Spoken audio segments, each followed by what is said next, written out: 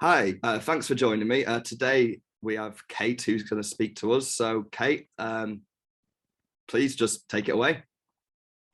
All right.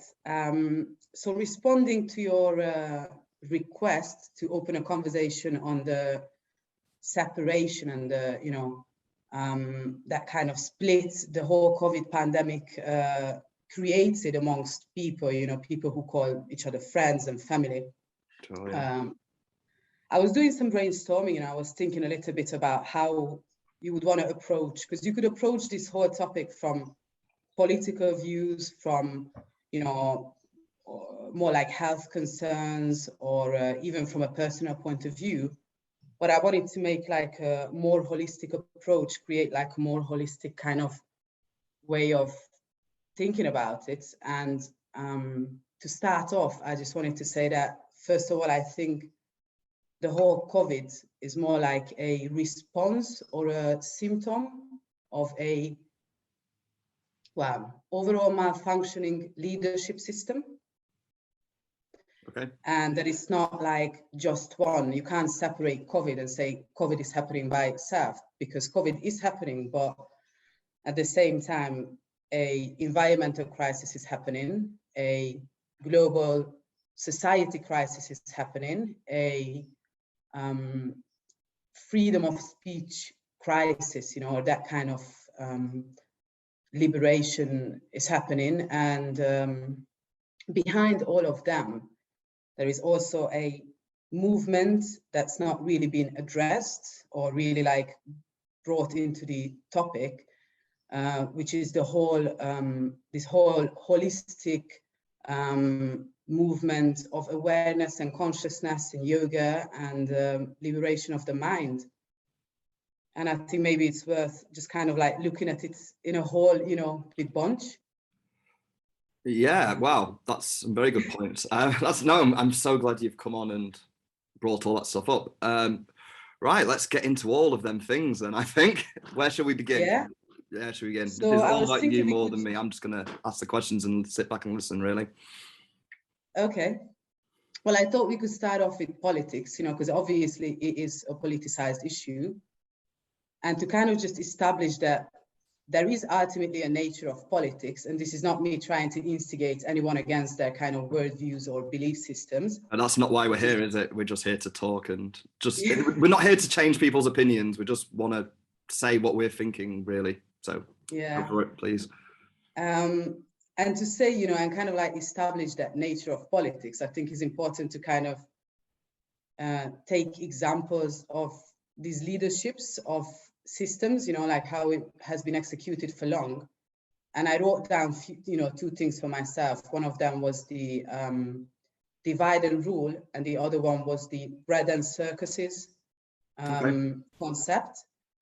The divide and rule concept was, I think it was first attributed to Philip II of Macedonia, of Macedon.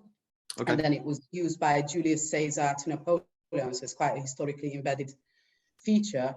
And it is technically a political approach to, but it's basically a divide and rule. You don't really have to explain it a lot. There are, certain things that they purposefully create in terms of political leadership, and then they launch it to the main public and let the public be divided amongst themselves. And then you can easily, it's easier to establish a leadership or a direction when you already have split communities. Okay. Then the bread and the circus. And I always say that, like politics is like a circus, it's a never ending drama. It's just unfolding in always different ways. Mm. So the bread and circuses was a Roman poet's quote or saying, and it was for the same kind of ideology that, we are being given information, or we're being given certain things to be entertained by, just to keep us occupied, and in the meantime, loads of other things happening. Okay.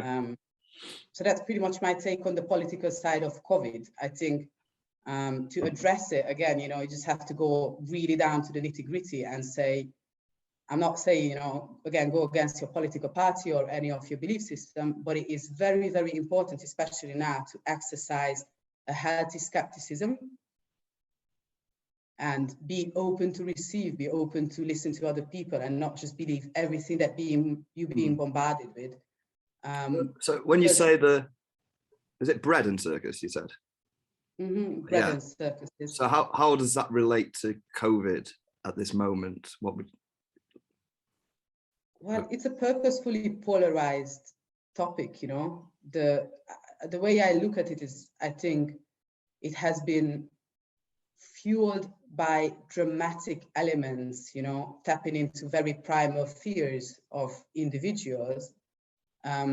And that keeps you occupied. It's not the most entertaining circus, but it is circus at the end of the day. And there has been a whole political agenda going on in the background that got a lot of people confused. And, you know, your view is, your vision, your view is focused on that thing. And because you focus on watching that one certain thing unfolding, you can't really see many other things unfolding at the background.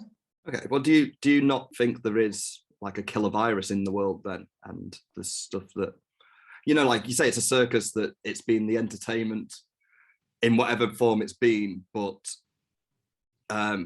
say you're saying it's a political agenda, but is it not a health thing, and it's actually killing people? No, I'm certain there is a health aspect of it, and from that, some good things can come, because we finally understanding that we are living in a global society where we are ultimately interdependent and interconnected.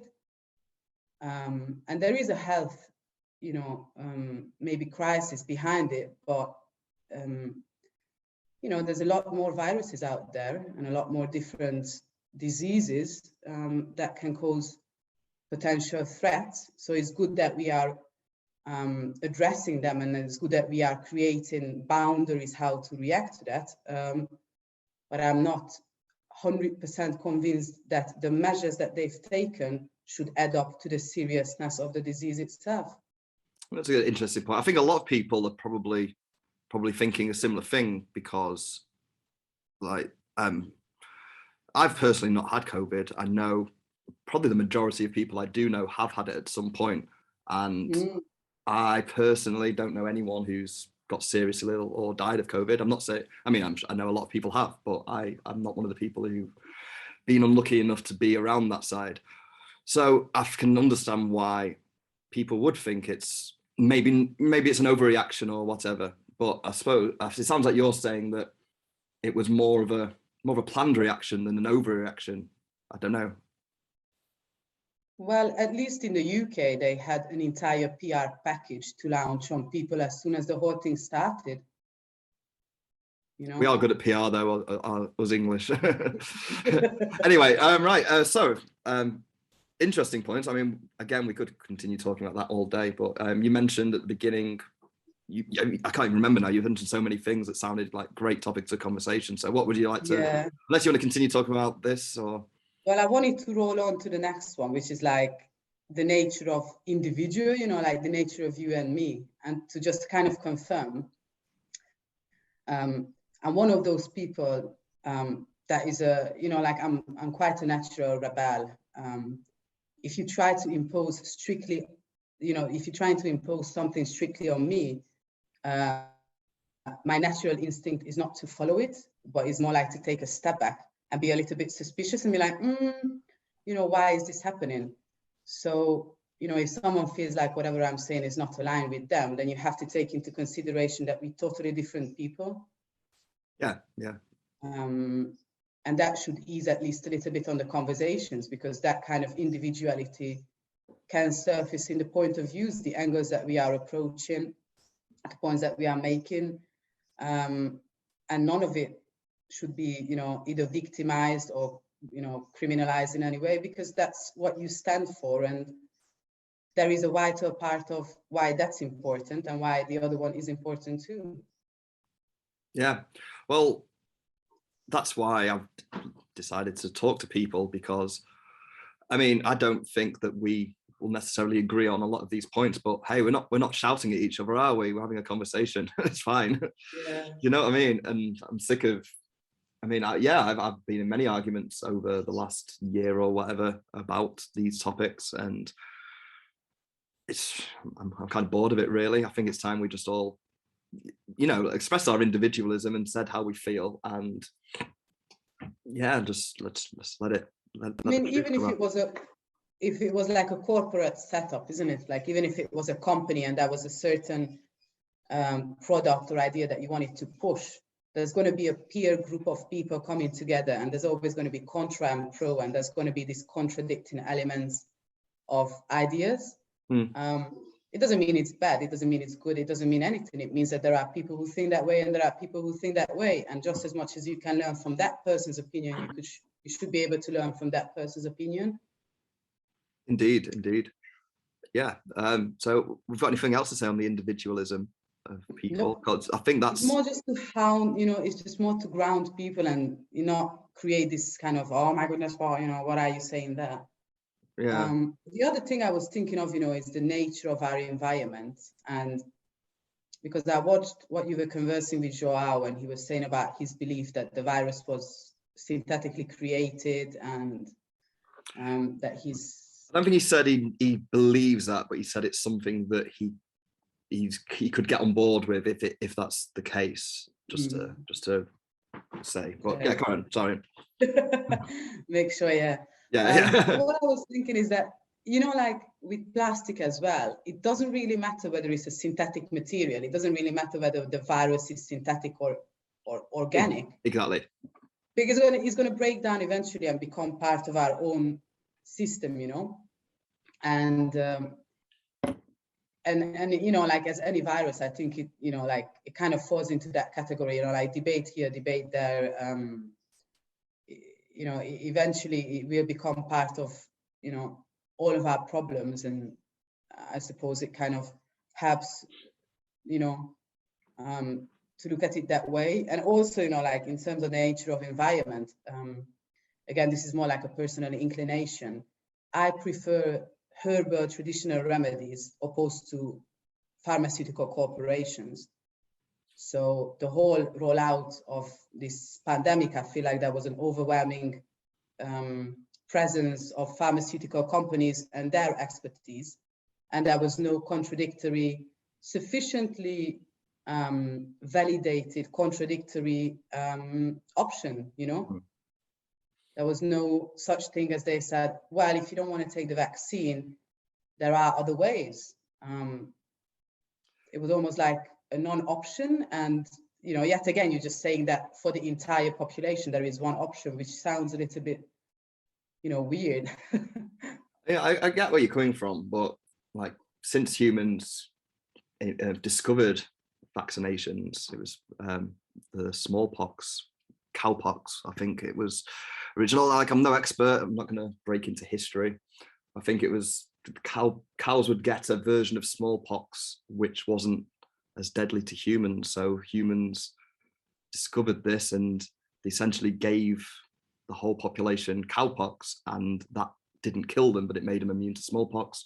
Bang, smallpox gone. And that was the discovery of vaccines. If I'm wrong, please let me know, but I think I learned that in primary school. So I think it's just what humans have always done. They know how to vaccinate, and vaccinations, like, it's kind of like everyone needs them, because then everyone becomes immune altogether. So the part of me that is like understanding how the science of that works is like, well, yeah, it makes sense that you just give it to everybody and then, hey, virus gone.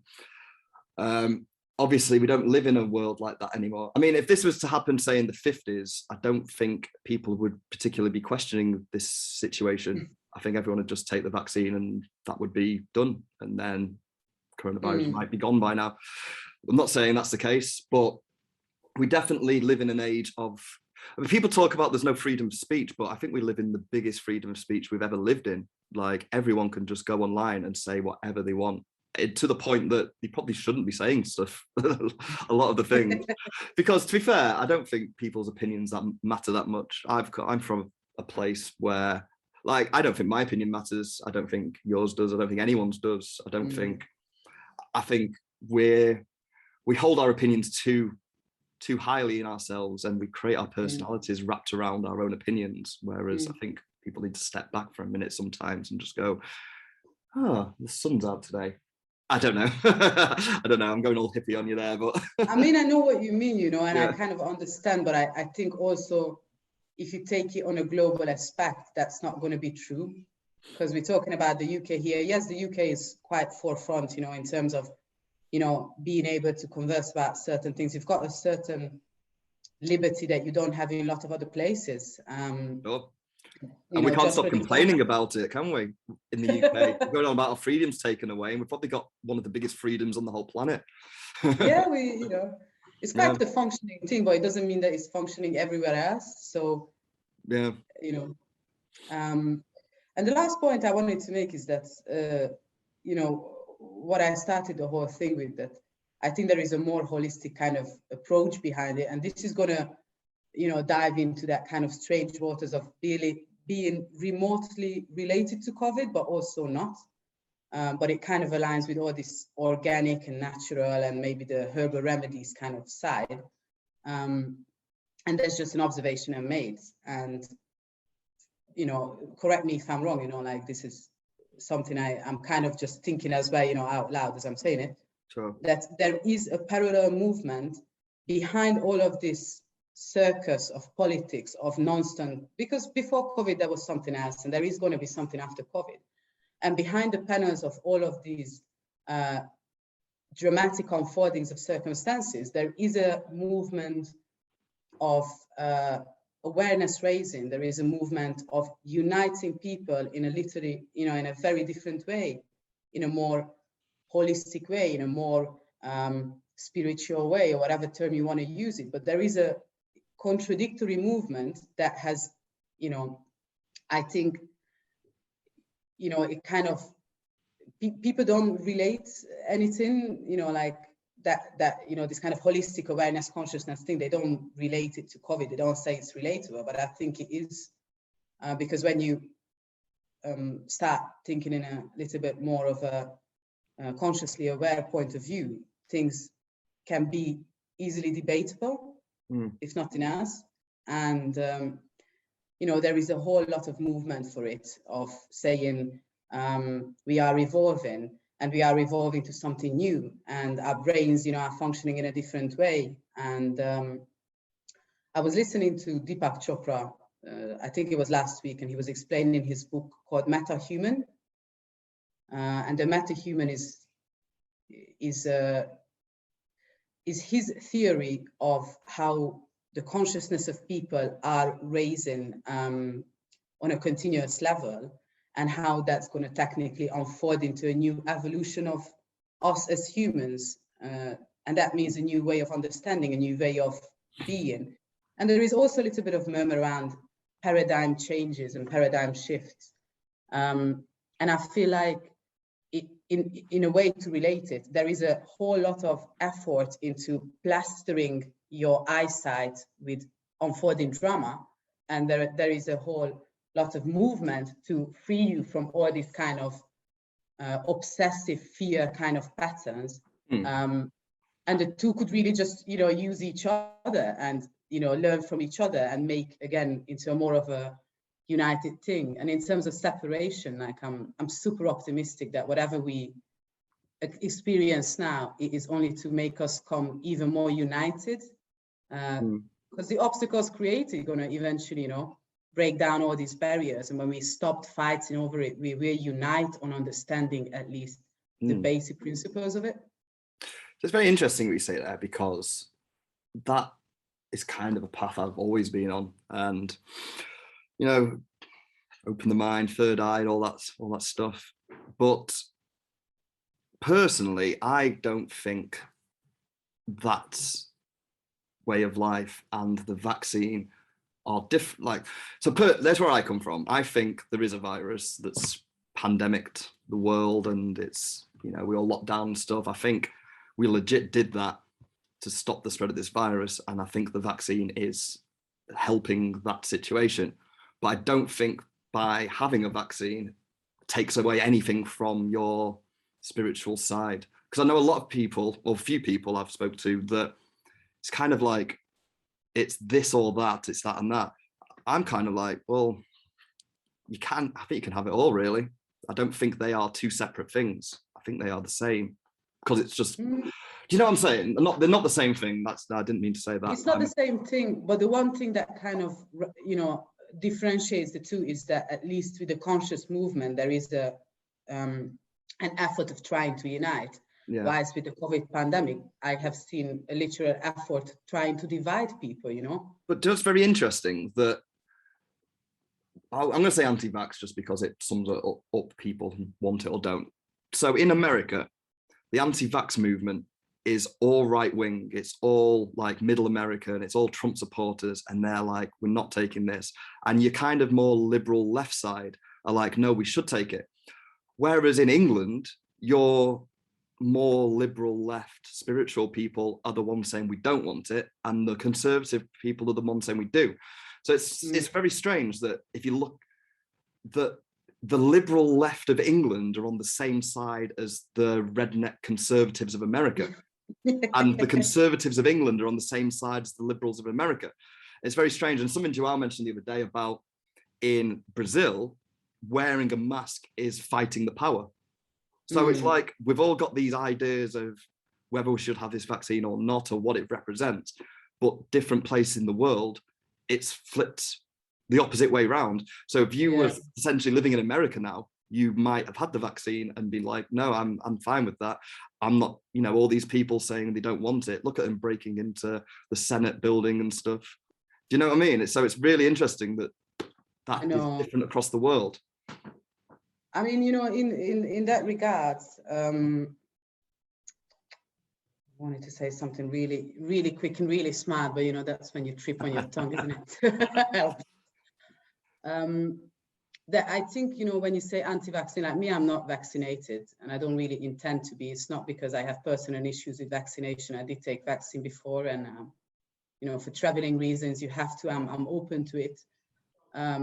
This one, I feel a little bit suspicious, a little bit, you know, like uneased with, but it's also because I don't feel it's for me a personal threat. I feel like, you know, touch wood, I'm healthy, and that's how the whole thing kicked in. They say, oh, if you're healthy, if you already have no existing, you know, medical condition, you should be all right. So again, this is up to debate, but I wouldn't also call myself part of the anti-vax movement, because I'm not against it, because at the same time, I appreciate you making your own choice of wanting to take the vaccine. Yeah. And if you feel like that's something that you and your family will benefit from, then I think it's okay, you know? So I'm not anti-vax, and maybe this whole spiritual side that I was trying to navigate in is another point of view, that there's going to be a movement within this anti-vax that's not anti-vax. There's going to be a small group of people within the whole community of not wanting to get vaccinated or not wanting to get totally aligned with these COVID agendas,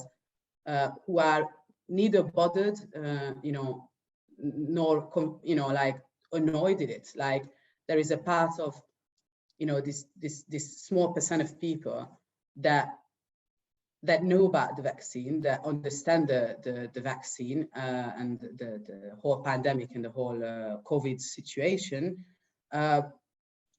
but just, I suppose, choose to not focus on it because there's a lot more things to focus on. That's good. Yeah. Oh, sorry, go on. No, I just wanted to like put that out, that, you know, being anti-vax, because when you say you're anti-vax, you're kind of against something, but you're going to find people who will not want to take vaccine and who will not want to, you know, go along with majority of the things, but not because they don't, you know, don't feel like they found their sides, but because their side is not taking sides. Yeah, no, interesting. No, I'm glad you're coming on to say this, because this is kind of where the argument has started from in the past with me, that people haven't wanted to say what you've just said to me, and they've just said, oh no, I don't want to talk about that, or no, I'm not talking about that. And I'm like, well, why are you not talking about it? That brings the clash straight away on not talking about that. The fact you're not talking about it in the first place, that makes me think, one, you've either got weak foundations within your belief, and just the thought of potentially getting challenged might crumble them foundations, and you blinkered and don't want to change, or alternatively, it might mean you're so adamantly in this system of this is what I think, that it'll just anger you to hear anyone else's other opinion. So the fact you've come on and you've just openly said what you think, like I say, I'm not really that bothered what you think. It's the talking about it which I want to get to the bottom of, and I think we've had a really good chat there. Is there anything else you'd like to talk about while we're here? No, I think I've wrapped it up quite well. I think that was it. I'm happy that we're having this chat, because to be fair, I was commuting most of the times, like throughout the lockdowns. I didn't get the comfort of sitting home, unfortunately. Now I have it, but I was commuting to work and I was going to work most of the time. And it was interesting that for an entire year, there was literally no resonance or doubting or skepticism, surfacing on the streets, of cities, say. And you could go out and there was literally no one saying anything, like most of the people at home anyways. And I think it was the beginning of this year, maybe January, February, when I started to see nuggets of question marks amongst the flood of information that we already being bombarded with. Yeah. And I'm happy that we processed, we got to that point that we can actually start conversing about it. And exactly. I mean, like I say, it doesn't matter what the opinions are, it's just the conversation, I think. And I can imagine that, well, I don't even need to imagine, COVID has been a very lonely place for everyone, really. I mean, we spent a whole year pretty much locked in our houses, didn't we? So it must be lonely, and especially if you've got views that may not be the popular view, and you don't want to talk about it because people might think you're this or that. So you've just got these thoughts spinning around inside your head, and you're not got anywhere to say them, really. So hopefully, I mean, I'll be honest, I've not got any social media presence, so the people who will actually watch this video are probably very few, if any. But the fact it's filmed and it's going to be put out there, I thank you for that, and I will probably put it out in a few days. So if you're watching this to the end and you get to this point, it will already be out. So anyway, let me just end by saying, if you've enjoyed or not enjoyed, whatever you think or feel, this video or any of the others I've done, like or hate or comments, but I'd rather, instead of commenting, if you got in touch and wanted to speak for yourself, then you could come and do your own video and just say what you feel, whether you're a scientist who wants to talk about what the virus actually does and the vaccine does, whether you're so against it, whether you're right down the deepest rabbit hole in the world. I'd really like to talk to you. I'd like to talk to everyone, and just come and just say what you feel. Anyway, Kate, thank you so much for coming on. It's been a pleasure. Thank you as well. Yep. All right. Wish you best of luck. Yeah. Yeah. Happy New Year. Happy New Year. Take care. Bye. Bye-bye.